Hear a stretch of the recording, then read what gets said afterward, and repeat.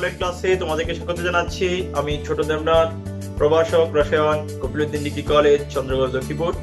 প্রিয় বন্ধুরা, আমরা আজকে ক্লাসে আলোচনা করব সমানতা সম্পর্কে। সমানতার এই বিষয়ে আমরা জানবো সমানতার সংজ্ঞা, সমানতার প্রকারভেদ, এছাড়াও বিভিন্ন ধরনের সমানতার মধ্যে আমরা গাঠনিক সমানতা সম্পর্কেই জানবো। আর গাঠনিক সমানতার মধ্যেই আমরা জানবো চেইন সমানতা, অবস্থান সমানতা, কার্যকরীমূলক সমানতা, মেটামরিজম এবং টটোমরিজম সম্পর্কে।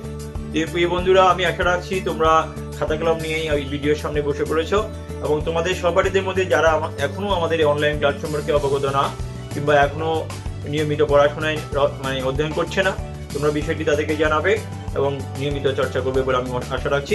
তো আমরা শুরুতেই চলে আসি সমানতার সংজ্ঞা সম্পর্কে।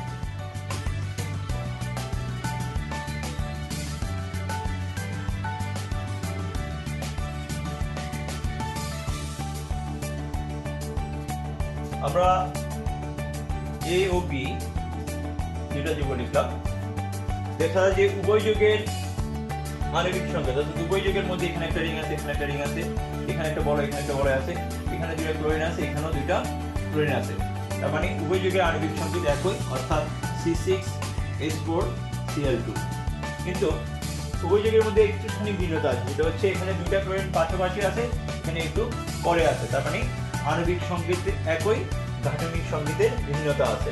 তার মানে এই উভয় যুগের আণবিক সংকেত আমরা একই পাইলাম, আণবিক সংকেত একই,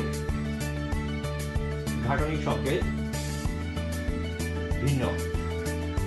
তো যে সকল যুগের আণবিক সংকেত একই এবং গাঠনিক সংকেত ভিন্ন, তাদেরকেই আমরা বলবো সমান। এছাড়াও আমরা আরো বলতে পারি এই গাঠনিক সংকেতের ভিন্নতার কারণে এই দুইটা যুগের ভৌত ধর্ম এবং রাসায়নিক ধর্ম, এই দুটো ধর্মের মধ্যে পার্থক্য দেখা যাবে। তো সমানতার সংজ্ঞা যদি আমরা আরো সহজে বলি, যে সকল যুগের আণবিক সংকেত একই এবং গাঠনিক সংকেত ভিন্ন, এছাড়াও আরেকটা জিনিস ভিন্ন হতে পারে, সেটা হচ্ছে ত্রিমাত্রিক বিন্যাস।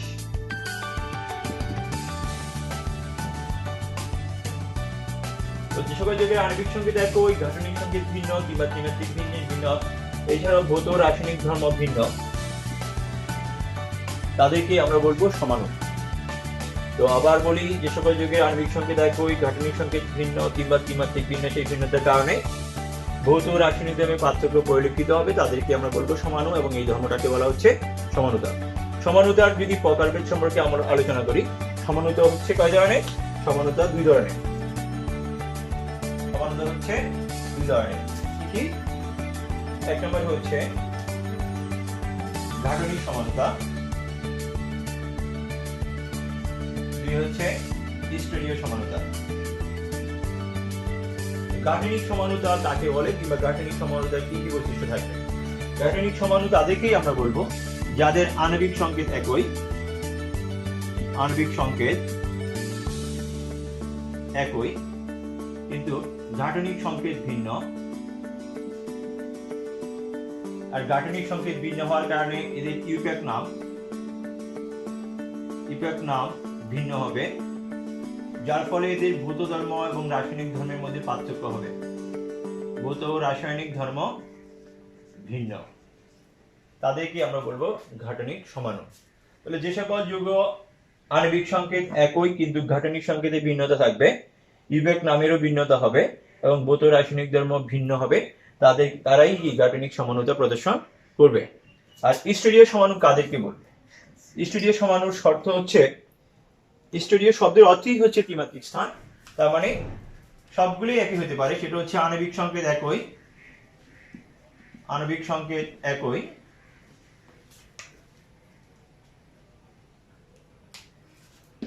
গাঠনিক সংকেত তাও একই হতে পারে, ইউপ্যাক নামও একই হতে পারে, কিন্তু ত্রিমাত্রিক বিন্যাস ভিন্ন। ত্রিমাত্রিক বিন্যাস ভিন্ন হবে, যার ফলে এদের ভৌত ধর্ম এবং রাসায়নিক ধর্ম আলাদা হবে, তাদেরকে আমরা বলি স্টেরিও সমানু। তো প্রিয় শিক্ষার্থী বন্ধুরা, আমরা এখন এই গাঠনিক সমানুতার যে বিভিন্ন ধরনের অর্থাৎ 5 ধরনের গাঠনিক সমানুতা আছে সেই সম্পর্কে আলোচনা করব। বন্ধুরা, আমরা জানলাম যে গাঠনিক সমানুতা 5 ধরনের।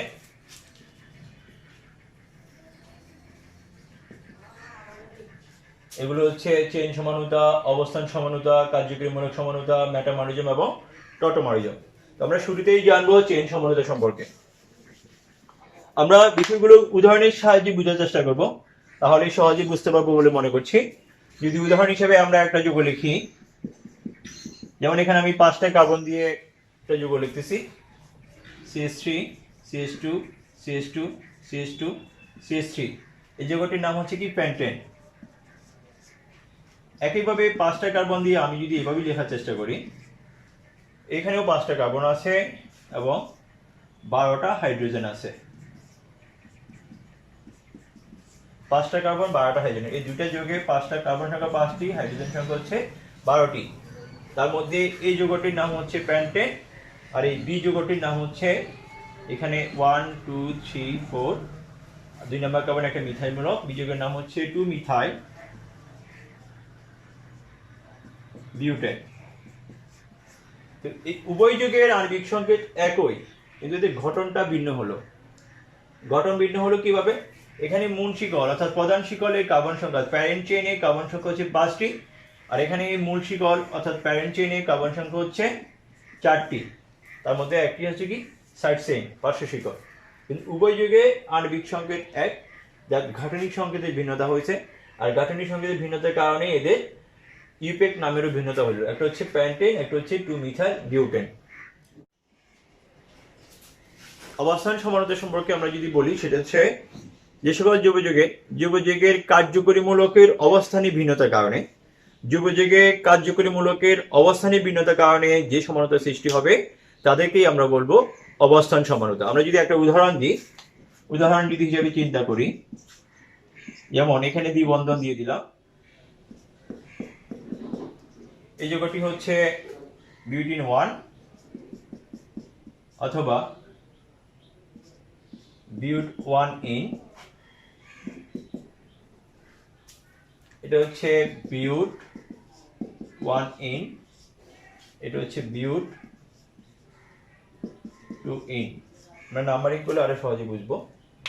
যেমন 1 2 3 4, 1 2 3 4। উভয় কার্বনের চেইন, প্রধান শিকলে কার্বন সংখ্যা 4টি, এখানেও প্রধান শিকলে কার্বন সংখ্যা 4টি। চেইন একই আছে, কিন্তু দ্বিবন্ধনের অবস্থান অর্থাৎ কার্যকরী মূলক হচ্ছে এখানে অ্যালকিন, দ্বিবন্ধনের অবস্থান এখানে 1 নম্বর কার্বনে, আর এখানে দ্বিবন্ধনের অবস্থান 2 নম্বর কার্বনে। যার ফলে আমরা দুটো আলাদা নামকরণের যৌগ পেলাম, একটা হচ্ছে বিউট 1 ইন, একটা হচ্ছে বিউট 2 ইন। তাহলে আমরা বুঝতে পারলাম এই দুইটা যৌগ থেকে, সেটা হচ্ছে কি এদের আণবিক সংকেত একই অর্থাৎ C4H8, কিন্তু এদের গাঠনিক সংকেতের ভিন্নতা পেলাম, সেটা হচ্ছে বিউট 1 ইন এবং বিউট 2 ইন।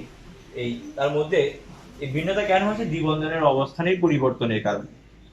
তাহলে কার্যকরী মূলকের অবস্থানের পরিবর্তনের কারণে যে সমানুতার সৃষ্টি হবে সেটাই হচ্ছে কি অবস্থান সমানুতা। উদাহরণ লেখার চেষ্টা করি।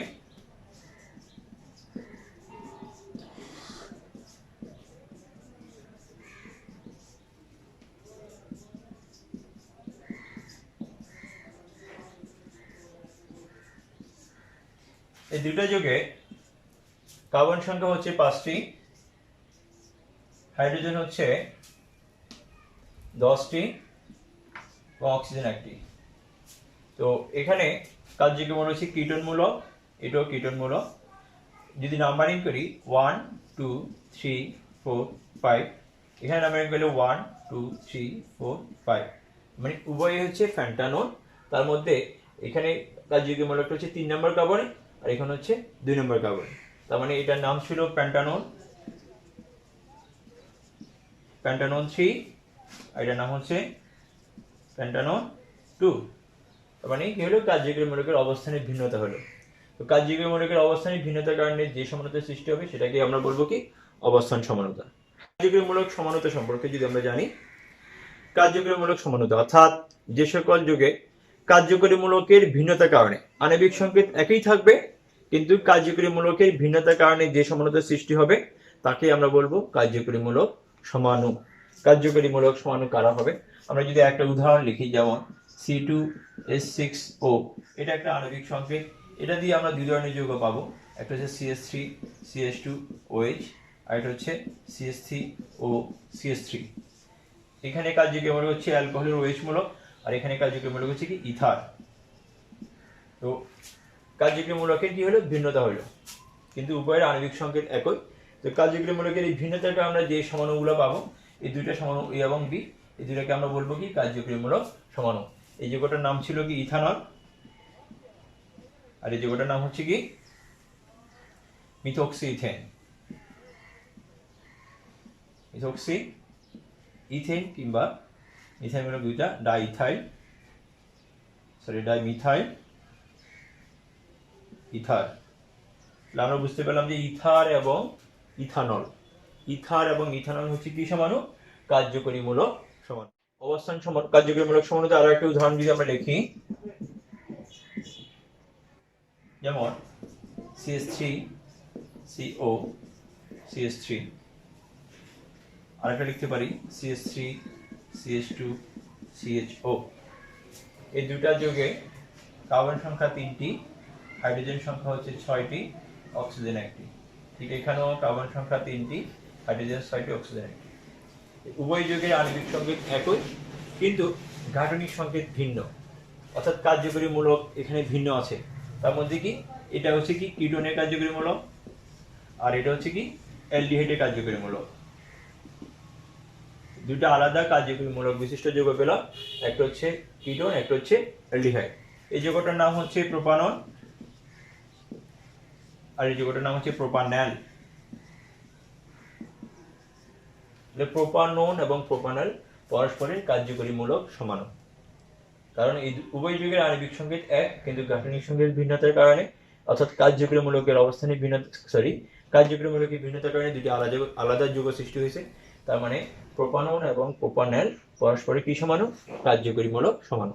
তো কারা কারা দিবে, এই C2 অর্থাৎ CnH2nO, এই একটা টেকনিক হচ্ছে CnH2nO, এরকম আণবিক সংকেত বিশিষ্ট যৌগ 3 ধরনের সমানুতা প্রদর্শন করে।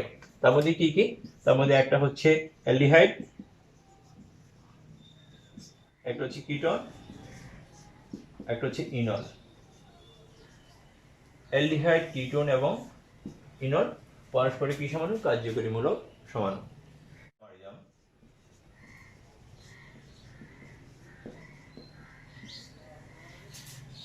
আপাত দৃষ্টিতে মেটামরিজম এবং অবস্থান সমানুতাকে একই বলে মনে হলো, একটু ভিন্নতা আছে। সেটা হচ্ছে মেটামরিজম হওয়ার সত্ত্বেও হচ্ছে যে সকল কার্যকরী মূলক 2 বা ততোধিক যোজনী থাকবে, 2 বা ততোধিক যোজনী বিশিষ্ট মূলক যাদের কাছে থাকবে তারাই মেটামরিজম প্রদর্শন করবে। শর্ত হচ্ছে 2 বা ততোধিক যোজনী বিশিষ্ট কার্যকরী মূলক যাদের রয়েছে তারাই কি করবে, মেটামরিজম প্রদর্শন করবে। তো মেটামরিজমের সংজ্ঞা হচ্ছে, সেটা হচ্ছে একই কার্যকরী মূলকের উভয় পাশে কার্বন সংখ্যার ভিন্নতার কারণে যে সমানতা সৃষ্টি হবে তাদেরকে আমরা বলবো মেটামরিজম। তাদেরকে বলবো মেটামার, এবং এই সমানতাকে বলেছি মেটামরিজম।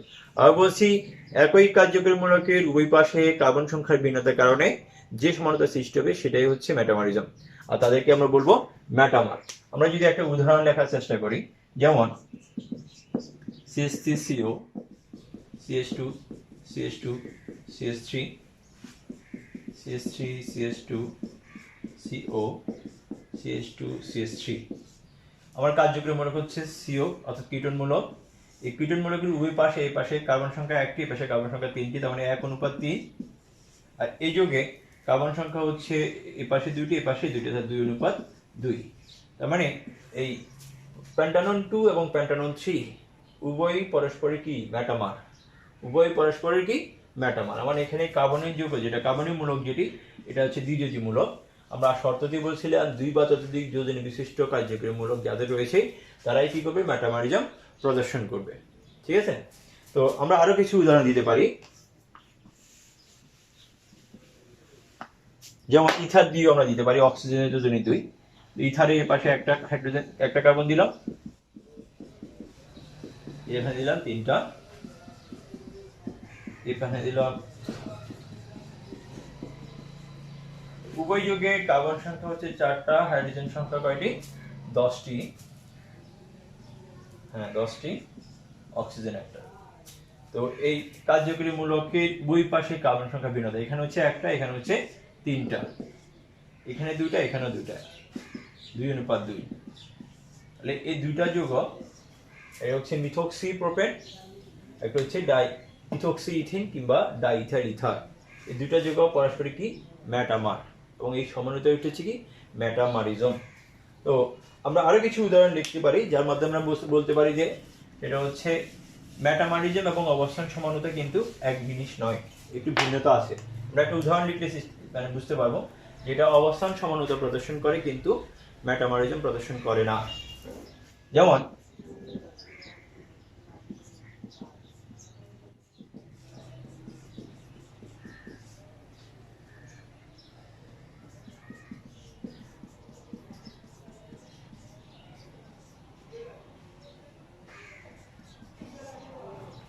এই যে এখানে দ্বিবন্ধনে অংশ নেওয়া কার্বন ছিল এই দুইটা কার্বনের মধ্যে এদিকে দুইটা আছে কিন্তু এই পাশে কোনো কার্বন সংখ্যা নেই।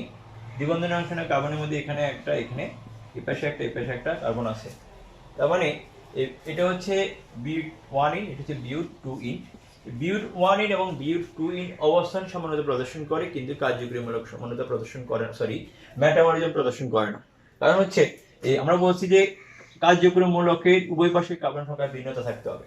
এই পাশে তো কোনো কার্বনই নেই, এই পাশে দুইটা আছে, আর এখানে উভয় পাশে একটা একটা আছে। তার মানে এই দুইটা যৌগ, এই বিউটিন অর্থাৎ C4H8 বিউটিন দিয়ে আমরা বিউটিন 1 এবং বিউটিন 2 পেলাম, অথবা বিউট 1 ইন বিউট 2 ইন, এই দুইটা যৌগ পরস্পরের অবস্থান সমান কিন্তু মেটামারিজম নয়, অর্থাৎ মেটামারিজম প্রদর্শন করে না। কিন্তু আমি যদি বাড়তি লিখতে চাই, যেমন কার্বন সংখ্যা বাড়িয়ে দিই,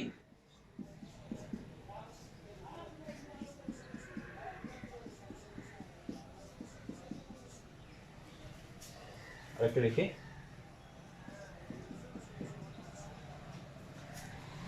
দুই তিন চার পাঁচ ছয় হেক্সেন।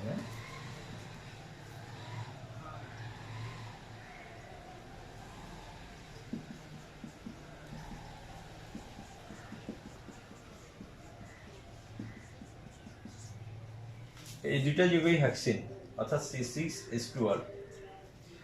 এই হেক্সিনটার নাম হচ্ছে 1 2 3 অর্থাৎ হেক্সিন 3 বা হেক্স 3 ইন।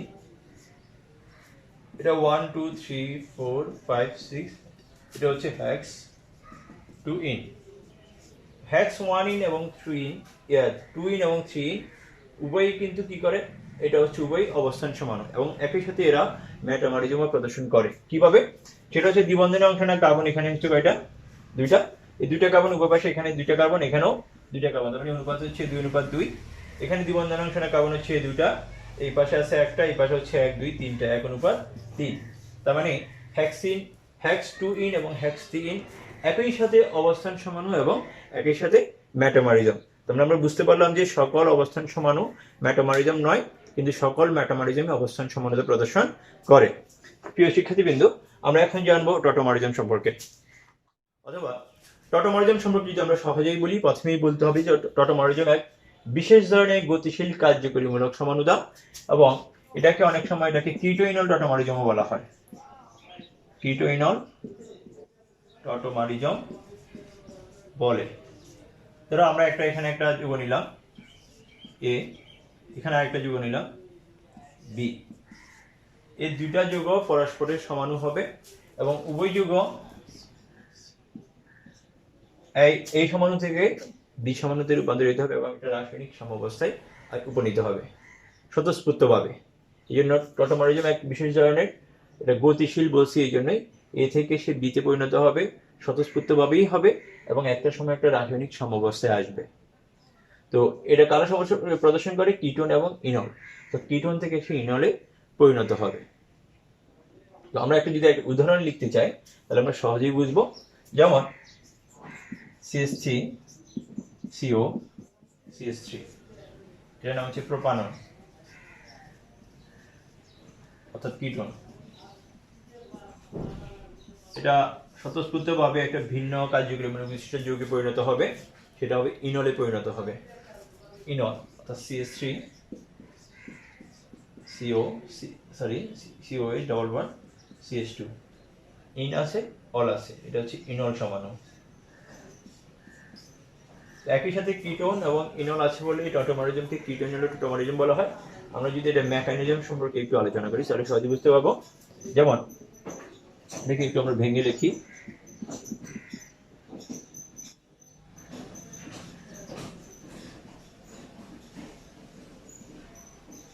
এবার যদি লিখি, আমরা জানি যে কার্বন এবং অক্সিজেনের মধ্যে অক্সিজেনের ইলেকট্রোনেগেটিভিটি বেশি, অর্থাৎ অক্সিজেনের তড়িৎ ঋণাত্মকতার মান বেশি বলে এই বন্ধনের পাই ইলেকট্রনটা অক্সিজেনের দিকে থাকবে, অক্সিজেনটা হয়ে যাবে নেগেটিভ। আর এখানে যে কার্বন হাইড্রোজেন বন্ধন আছে, এই বন্ধনের ইলেকট্রন যদি আমরা উঠিয়ে নিই, এই উঠিয়ে যদি এখানে দেওয়া হয় তাহলে আমার হাইড্রোজেনটা হয়ে যাবে কি পজিটিভ। ঠিক আছে, উঠিয়ে নিলে তার মানে এখানে দ্বিবন্ধন হবে, আর এই পজিটিভ হাইড্রোজেনটা আমার অক্সিজেন যেহেতু নেগেটিভ, ওই নেগেটিভ অক্সিজেনের কাছে চলে যাবে, মানে অক্সিজেন হাইড্রোজেন বন্ধন হবে, এখানে দ্বিবন্ধন হবে। এটা হচ্ছে ইনল, এটা ছিল কিটোন। এই জন্য টটোমারিজমকে বলা হচ্ছে কিটোন ইনল টটোমারিজম। তো কারা কারা টটোমারিজম হওয়ার শর্ত হচ্ছে কি, শর্ত থাকতে হবে কারা কারা প্রদর্শন করবে। যেমন তার মানে এই দ্বিবন্ধন যুক্ত কার্বনিক মূলকে আলফা কার্বন, এটা আলফা কার্বন, এই আলফা কার্বনের মধ্যে অবশ্যই কি থাকতে হবে, একটা হাইড্রোজেন থাকতে হবে। আলফা কার্বনের মধ্যে কি থাকতে হবে, হাইড্রোজেন থাকতে হবে। তার মানে এটা কি CH3CHO, ইথানেল। ইথানেল আমার টটোমারিজম প্রদর্শন করবে, কারণ এই কার্বনিক মৌলিক যুক্ত যুগে এই আলফা কার্বন যেটা, এই আলফা কার্বনে অবশ্যই এখানে হাইড্রোজেন আছে। একইভাবে